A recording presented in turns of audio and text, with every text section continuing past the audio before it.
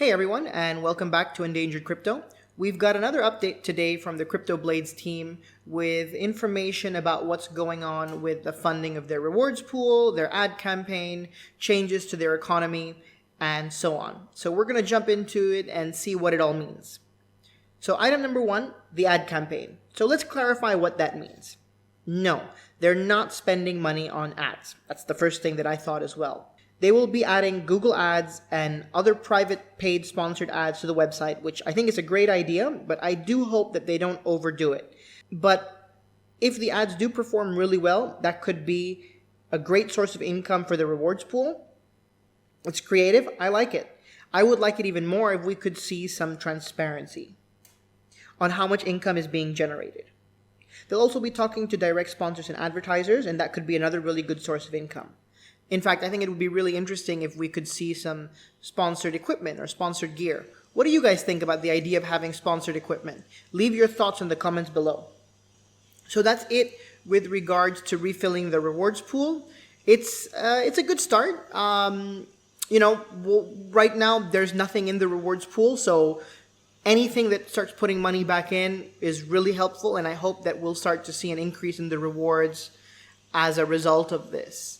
And they mention it here, that they expect to see that it will increase rewards by a noticeable margin. So I hope that we'll see that come on soon. They'll probably have to wait a week or a couple of weeks to generate that income, get a payout from Google before they start putting it into the rewards pool. But it's good news. Better rewards are coming. Now, let's get into the economy adjustments, because I'm sure some of these are going to be controversial. First and foremost, they are raising claim taxes to 50%. Ouch! That is going to be very painful, but it's also necessary. What this does is this keeps more skill in the system. It's going to slow the withdrawals, because who's going to want to withdraw at 50% tax, especially with the current reward to gas fee ratio. Again, if they increase the reward fees, we might be making 30% profit, 20% profit, but you're still losing money if you withdraw it with that 50% tax. But what this does mean is that if it does take longer for us to withdraw the skill is sitting in the economy for a longer period of time, which means it's less strenuous on the rewards pool. And it also means that they can potentially increase the rewards that we're getting without it being withdrawn so quickly. So I'm guessing the idea behind this is they're planning to up the rewards. They might even up them right away without waiting for the Google ads, like I said earlier.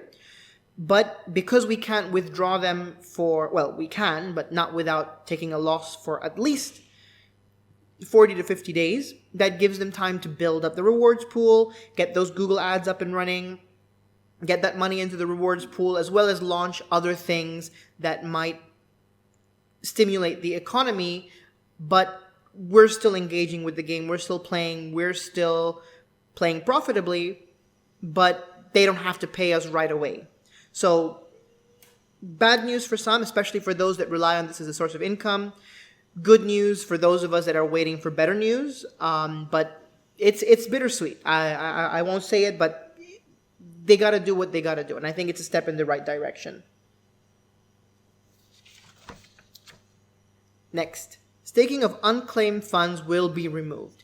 This one really sucks. I think this one sucks more than having the tax increased, because with the tax, you're still getting your funds at the end of the day. But with the removal of staking, those funds are sitting there for up to 50 days and you can't do anything with it. We can't stake it to try and get a little bit more. You can't withdraw it. So it's basically stuck there for almost 2 months. I think the 20% discount for forging, reforging is not bad. Whether this is good or not really depends on how much they increase the rewards.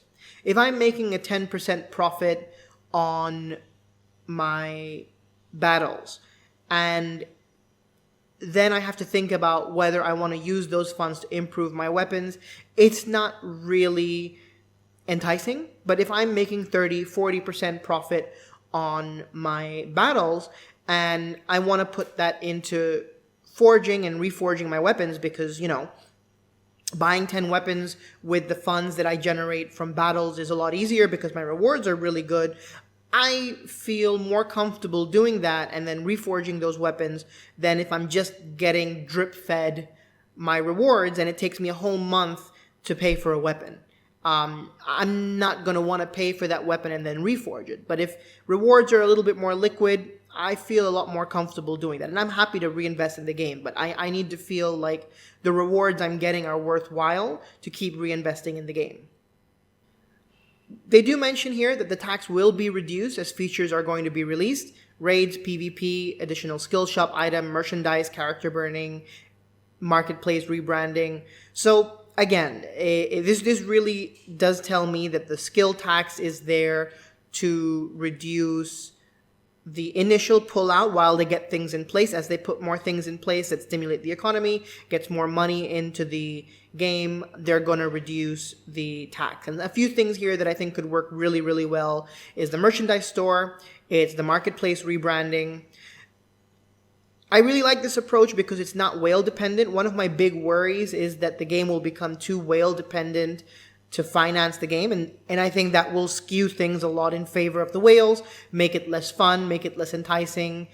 With these ideas, like the Google Ads, like the merch store, it relies more on the overall community. It relies, even if whales do want to purchase merchandise, it doesn't have a material impact on the game and on the potential earning, but it allows all of us to benefit from that. So I think that those are really great ideas. Again, the advertising, it benefits from the community, the time we spend on the website, whether we're interested in what the advertisers have to offer. And, you could be a whale, you don't have to be a whale. Your actions contribute to the health of the economy, and we all benefit from it. So I really like these ideas, and I think that it's a great direction that the game is going. So those are the latest updates from Cryptoblades. I know for most of us, it's not the news we wanted to hear. Most of us are just waiting on when are they going to fix the Oracle? When are they going to fix the rewards? I don't think that's going to happen for a little while, at least a couple of months before we're back to where we used to be. There's a lot of work that needs to be done to fix the economy, but they seem to be taking the steps in the right direction. What do you guys think? Are you happy with the news? Do you think the game's going in the right direction? Leave a comment in the section below. Thanks so much for tuning in. I hope you guys have a good one, and we'll catch you on the next one.